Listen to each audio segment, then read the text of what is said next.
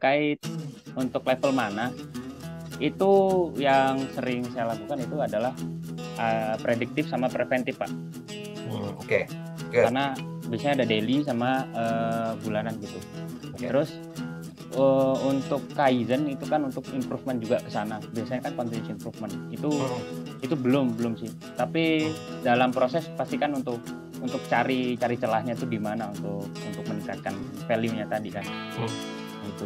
Terus yang saya tanyakan, ini kan total produk internal lalu disingkat dengan TPM.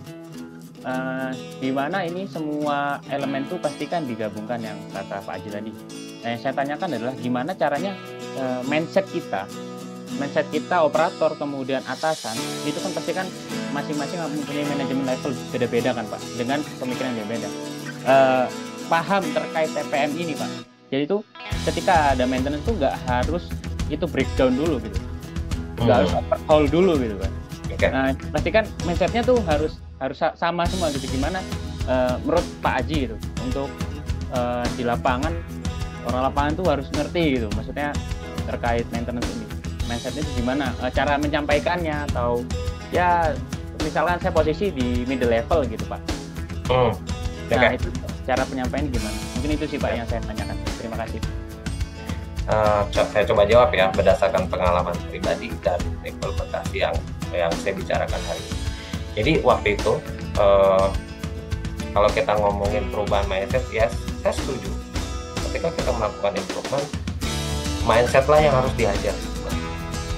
Karena prinsipnya orang itu nggak akan berubah ketika pikirannya belum menerima harus berubah. Jadi waktu itu pertama tuh saya nggak diokein. Waktu saya bilang ini mesin harus dirawat segala macam gitu, mereka nggak. Jadi butuh agak lama waktu itu, 2 tahun lah ya, sampai yang tadi terjadi kasus bom waktu itu meledak. Mesin karena udah nggak dirawat dengan benar selama 2 tahun. Jadi bayangkan 2 tahun nggak pernah dilakukan perawatan rutin dan operator nggak ngelakuin perawatan juga. Akhirnya 2 tahun 80% mesin itu rusak. Nah akhirnya saya gunain kejadian itu untuk merubah mindset. Jadi saya kumpulkan semua bagian termasuk top manajemen, produksi, maintenance, top manajemen, factory manajernya. Saya undang meeting, saya kasih tahu case-nya kayak gini.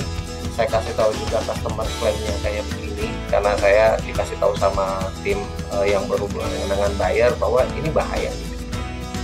Jadi perubahan mindset pertama dimulai dengan awareness. Kalau misalkan si orang yang kita ajak nggak berubah mindsetnya, berarti kita harus pakai strategi yang tadi. Kalau di kasus saya ya, kita terpaksa harus nunggu jadi kasus besar dulu. Tapi selama nunggu kita kumpulin data-data dulu, Mas Azari. Tuh. Jadi saya pakai, kalau saya ambil kesimpulannya ada 2 yang kita pakai untuk merubah mindset. Aspek pain, aspek pleasure. Prinsipnya kita sebagai manusia itu mendekati kesenangan, menjauhi penderitaan. Nah, pada saat saya kasih tahu manfaat nggak oke nih, tapi pada saat saya kasih tahu kalau kamu nggak ngelakuin ini, berarti nanti customer